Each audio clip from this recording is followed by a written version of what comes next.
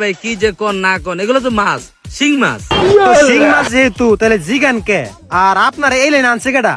উল্টা পাল্টা প্রশ্ন করেন মিয়া, জিগাইবেন দাম। না না না ভাই, আমি তো ক্রয় করতে আসিনি, আমি আসলে বাজার ভিজিট করতে আসছি। দ্রব্যমূল্যের কি অবস্থা? আচ্ছা ভাই, আপনার শিং মাছ কি দেশি না বিদেশি? 100% দেশি। আচ্ছা, আপনি যে বললেন এগুলো 100% দেশি, আমি বুঝবো কিভাবে?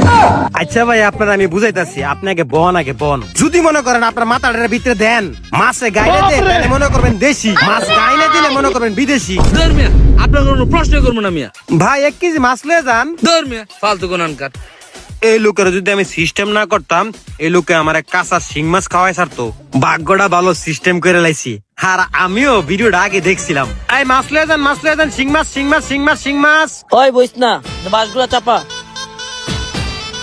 আর বড় বাসগুলা। আসসালামু আলাইকুম ভাই, এটা তো ওয়ালাইকুম বাসার আসসালাম। আড়ত। না ভাই, এটা গ্যান্ডারি আড়ত। কি কোন ভাই, এত বড় আসলে গ্যান্ডার হয় নাকি?